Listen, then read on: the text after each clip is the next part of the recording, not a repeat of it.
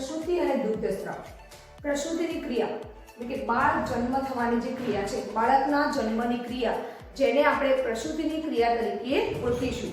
અને બાળકના જન્મ પછી સ્ત્રીની એટલે કે માતાની સ્તન ગ્રંથિઓમાંથી દૂધનો સ્ત્રાવ થાય છે એ બાળકના પોષણ માટે, જેને આપણે દુગ્ધ સ્ત્રાવ તરીકે ઓળખીએ છીએ.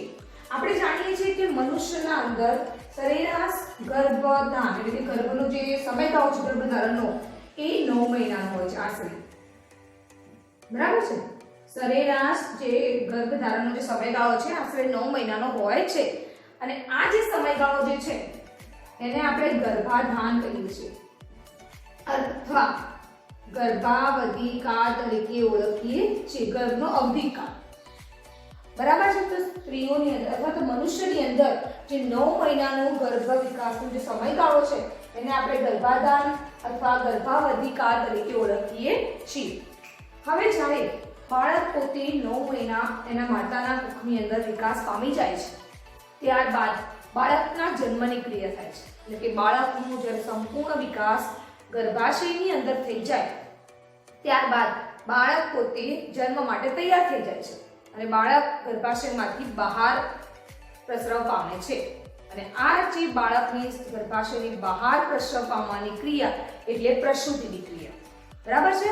તો ગર્ભાવસ્થાને અંતે જે ગર્ભાશય પોતે છે, ગર્ભાવસ્થાને અંતે ગર્ભાશય પોતે શક્તિશાળી સંકોચન પ્રેરે છે અને જેથી ગર્ભનો બહારની તરફ નિકાલ કે પ્રસવ થાય છે, જેને આપણે પ્રસૂતિ અથવા બાળ જન્મ કહીએ છીએ.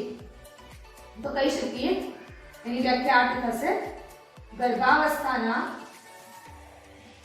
અંતે ગર્ભાશય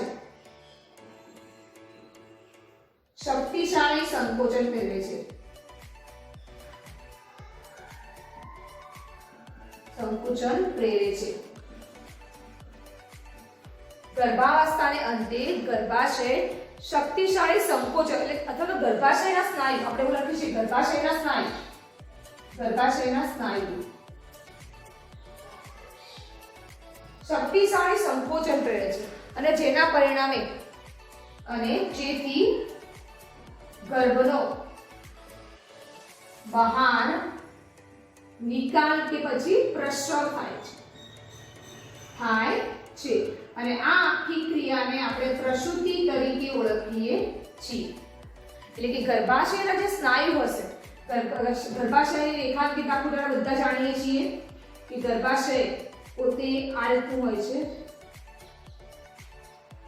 આપણે લાસ્ટ વિડિયોની અંદર ભણી ચૂક્યા હતા આ રીતે. બરાબર છે? અને અહીંયા આ જે ભાગ છે આ બધો ભાગ એ ગર્ભાશયના સ્નાયુનો હોય છે. એટલે કે આ બધા ગર્ભાશયના સ્નાયુ હોય છે અને આ બધા જે સ્નાયુઓ છે એ શક્તિશાળી સંકોચન પામે છે. શક્તિશાળી સંકોચન પામશે તેથી આ ભાગના સ્નાયુઓ ખેંચાય છે. આ સાઈડના બધા સ્નાયુઓ ખેંચાશે અને જેથી કરીને બાળક જે અહીંયા વિકાસ પામી રહ્યું છે ભ્રૂણ એ માતાના શરીરમાંથી બહારની તરફ પ્રસવ પામે છે. પ્રસૂતિની ક્રિયાને આપણે બાળ જન્મની ક્રિયા તરીકે પણ ઓળખીએ છીએ. બરાબર છે? આપણે બંને શબ્દો યાદ રાખીશું. આ બધી જે ક્રિયા છે પ્રસૂતિની ક્રિયા એ જટિલ ચેતા અંતઃસ્રાવી પદ્ધતિ દ્વારા પ્રેરાય છે. કોના દ્વારા પ્રેરાય છે? જટિલ ચેતા અંતઃસ્રાવી.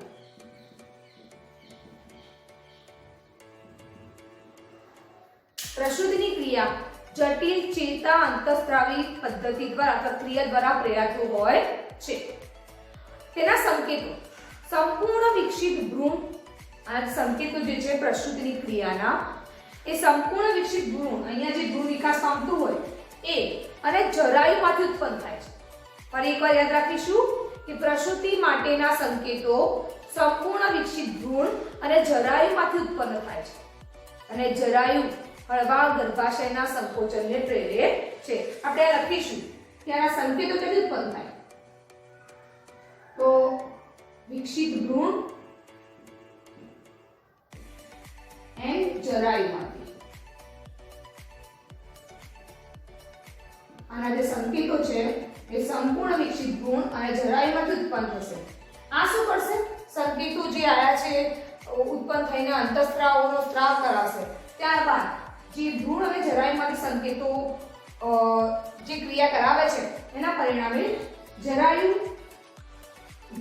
સંકેત ઉત્પન્ન થયા. એ જરાયુ હળવા ગર્ભાશયના સંકોચનની શરૂઆત કરાવે છે.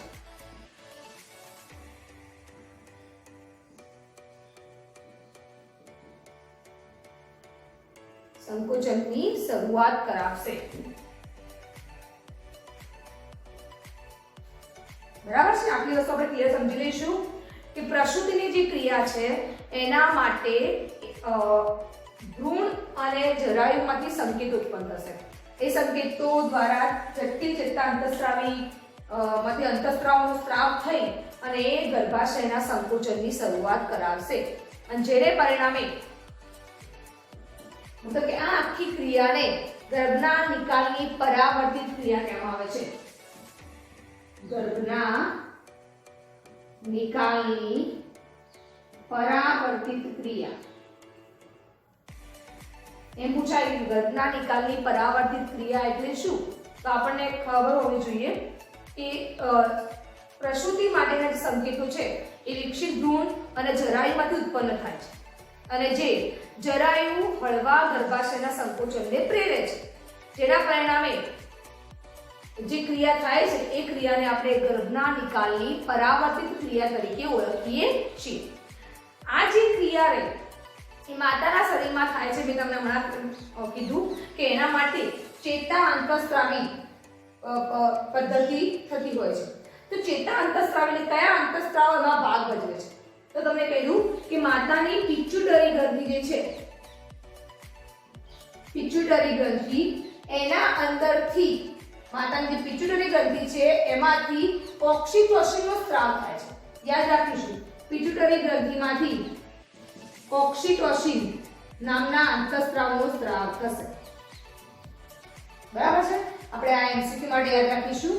અને ઓક્સિટોસિન અંતઃસ્ત્રાવ જે રહ્યો એ ગર્ભાશયના સ્નાયુનું શક્તિશાળી સંકોચન કરાવે છે. ગર્ભાશયના સ્નાયુનું એકદમ શક્તિશાળી સંકોચન કરાવશે. આખી વસ્તુ ક્લિયર થઈ જાય છે. પ્રસૂતિ માટેના સંકેતો વિકસિત ભ્રૂણ અને જરાયુમાંથી ઉત્પન્ન થાય છે. આ સંકેતો પિચ્યુટરી ગ્રંથિમાં જાય છે. ત્યાંથી ઓક્સિટોસિન અંતઃસ્ત્રાવનો સ્ત્રાવ થાય છે. એ અંતઃસ્ત્રાવ ગર્ભાશયના સંકોચનની ક્રિયા કરાવે છે. એકદમ શક્તિશાળી સંકોચન કરાવશે. અને આ આખી ક્રિયાને આપણે ગર્ભના નિકાલની પરાવર્તિત ક્રિયા તરીકે ઓળખીએ છીએ. આટલી વસ્તુ આપણે ધ્યાનમાં લઈશું. હવે કેવું થાય કે જે ઓક્સિટોસિનનો સ્ત્રાવ થયો એ ગર્ભાશયનું વધુ મતલબ કે ગર્ભાશયનું શક્તિશાળી સંકોચન કરાવે છે. બદલામાં જેમ જેમ ગર્ભાશયનું વધુમાં વધુ શક્તિશાળી સંકોચન થશે તેમ ઓક્સિટોસિનના વધારે પડતા સ્ત્રાવને ઉત્તેજે છે. એ ક્રિયા ગર્ભાશયનું સંકોચન થશે ને એ ક્રિયા ઓક્સિટોસિનના વધુમાં વધુ સ્ત્રાવને ઉત્તેજે છે, જેથી કરીને એકદમ મજબૂત અને શક્તિશાળી સંકોચન થઈ શકે ગર્ભાશયનું. આ સંકોચન એટલા માટે જરૂરી છે કે આ જે જન્મનળી છે એટલે ગ્રીવાની જે જન્મનળી છે, આપણે જેને ગ્રીવાનળી પણ કહીએ છીએ, ત્યાંથી બાળકનો પ્રસવ બહારની બાજુ થવાનો છે. તો ગર્ભાશયનું જે મુખ રહ્યું એ પહોળું થવું જરૂરી છે. હવે આ બધી ક્રિયા જે થઈ એના પરિણામે એની અંદર સૌથી અગત્યનો ભાગ ભજવે છે તો ઓક્સિટોસિન નામનો અંતઃસ્ત્રાવ.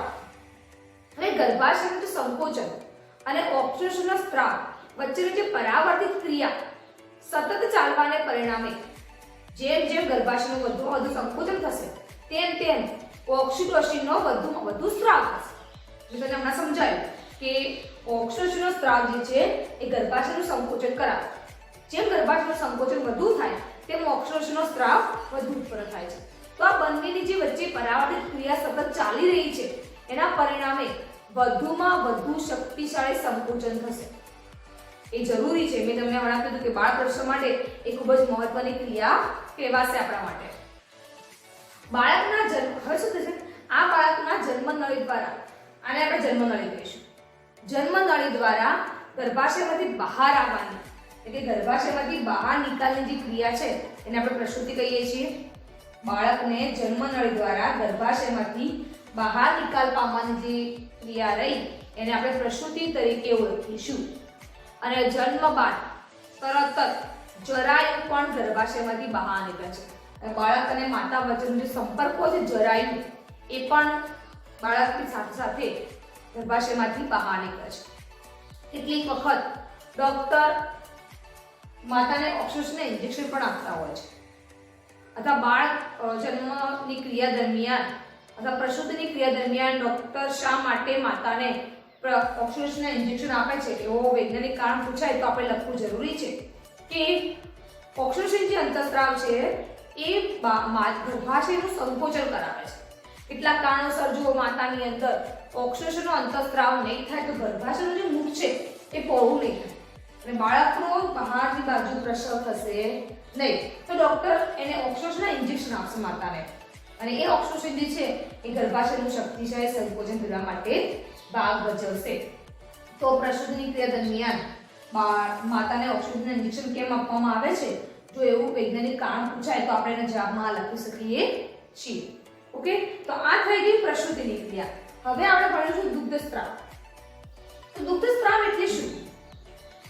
તો આપણે એક વસ્તુ સમજવી જરૂરી છે કે જ્યારે માતાની સ્તન ગ્રંથિઓ છે, માદા કોઈ પણ માદા હોય, જ્યારે એ ગર્ભાવસ્થા ધારણ કરે છે, ત્યારે એની સ્તન ગ્રંથિઓ વિકાસ પામે છે. બરાબર છે? સંપૂર્ણ વિકાસ સ્તન ગ્રંથિઓનો જ્યારે સ્ત્રી પોતે ગર્ભધારણ કરે છે એ વખતે થતું હોય છે. બરાબર? અને જ્યારે પ્રસૂતિની ક્રિયા થાય છે એ દરમિયાન એમાંથી દૂધનો સ્ત્રાવ થાય છે. તો પ્રસૂતિની ક્રિયા દરમિયાન દૂધ ઉત્પન્ન થવાની જે ક્રિયા રહી, લખી દઈએ છીએ આપણે, પ્રસૂતિ દરમિયાન અથવા પ્રસૂતિ બાદ માદાની સ્તન ગ્રંથિમાંથી દૂધ ઉત્પન્ન થવાની ક્રિયા એટલે કે દુગ્ધસ્ત્રાવ. પ્રસૂતિ બાદ માદાની સ્તન ગ્રંથિમાંથી દૂધ ઉત્પન્ન થવાની ક્રિયા ઇટ મીન્સ દુગ્ધસ્ત્રાવ. દૂધસ્ત્રાવના જે દૂધનો સ્ત્રાવ થઈ રહ્યો છે સ્ત્રીની અંદર, એમાં શરૂઆતના દિવસોમાં જે સ્ત્રાવતું દૂધ હોય છે એને આપણે નવસ્તન્ય તરીકે ઓળખવામાં આવે છે. તો શરૂઆતના દિવસનું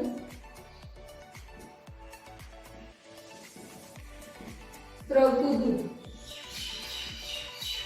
જેને આપણે નવસ્તન્ય તરીકે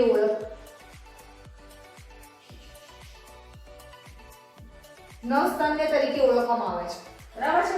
એટલે કે શરૂઆતમાં માતાના શરીરમાંથી જે દૂધ ઉત્પન્ન થાય છે પ્રસૂતિની ક્રિયા બાદ એને આપણે નવસ્તન્ય અથવા કોલાસ્ટ્રમ તરીકે ઓળખીએ છીએ. ઓકે, આ વસ્તુના બંને શબ્દ આપણે યાદ રાખીશું કે શરૂઆતના દિવસોમાં માતાના શરીરમાંથી એટલે કે સ્તન ગ્રંથિમાંથી દૂધનો સ્ત્રાવ થાય છે એને આપણે નવસ્તન્ય અથવા કોલેસ્ટ્રોમ તરીકે ઓળખીએ છીએ.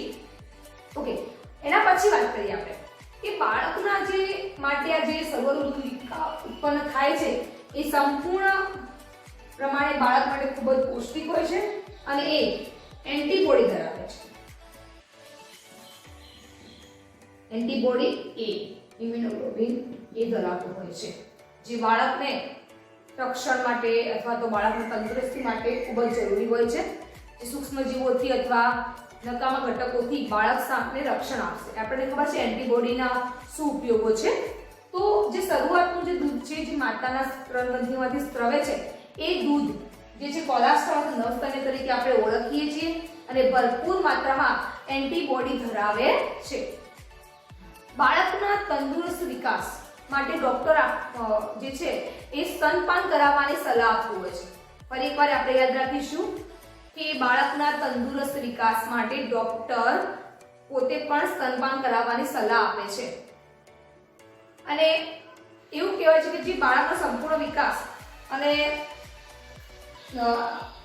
બાળક જો સારી એવી વૃદ્ધિને ગ્રોથ પામે એવું ઈચ્છતા હોય તો બાળકને શરૂઆતમાં આ જે કહેવાય ને કોલેસ્ટ્રોલ એ દૂધ આપવું ખૂબ જ જરૂરી હોય છે, કારણ કે એ દૂધથી ભરપૂર એન્ટીબોડી ધરાવે છે, જેથી કરીને આ દૂધ બાળક માટે ખૂબ ખૂબ જ ઉપયોગી નીવડશે. ડોક્ટર્સ પણ એની ભલામણ કરતા હોય છે બાળકના સારા સ્વાસ્થ્ય માટે. હવે આજે વાત કરીએ કે સ્તન ગ્રંથિમાં જે દૂધનું સંશ્લેષણ થાય છે એ કોના કારણે? તો એના માટેનો જવાબદાર અંતઃસ્ત્રાવ જે છે એ અગ્ર પિટ્યુટરી ગ્રંથિમાંથી ઉત્પન્ન થાય છે. માતાની અગ્ર પિટ્યુટરી ગ્રંથિમાંથી ઉત્પન્ન થતો અંતઃસ્ત્રાવ પ્રોલેક્ટિન જે પોતે સ્તન ગ્રંથિમાં દૂધના સંશ્લેષણ સાથે સંકળાયેલો છે. એમસીક્યુ પૂછાય આપણને કોઈ વાત કે સ્તન ગ્રંથિમાં દૂધના અંતઃસ્ત્રાવ માટે કયો અંતઃસ્ત્રાવ જરૂરી છે, દૂધના સ્ત્રાવ માટે કયો અંતઃસ્ત્રાવ જરૂરી છે? તો આપણને ખબર હોવી જોઈએ કે અંતઃસ્ત્રાવનું નામ પ્રોલેક્ટિન છે અને જે પોતે માતાની અંદર અગ્ર પિટ્યુટરી ગ્રંથિમાંથી સ્ત્રાવ પામતો હોય છે. તો આ થઈ ગયું દૂધ સ્ત્રાવ. તો આપણે અહીંયા આપણું ચેપ્ટર માનવ પ્રજનન પૂર્ણ કરીએ છીએ. આપણે આના અંદર સંપૂર્ણ મનુષ્યની અંદર જોવા મળતા પ્રજનન તંત્ર, ગર્ભનો વિકાસ કઈ રીતે થાય છે, સ્ત્રીઓમાં એ દરમિયાન કયા કયા ફેરફારો જોવા મળે છે, નર પ્રજનન તંત્ર હોય કે માદા પ્રજનન તંત્ર હોય, પછી ગર્ભ વિકાસ, ગર્ભધારણ, પ્રસૂતિ, દૂધ સ્ત્રાવ, ઋતુચક્ર, બધા જ પોઈન્ટ આપણે ભણી ચૂક્યા છીએ.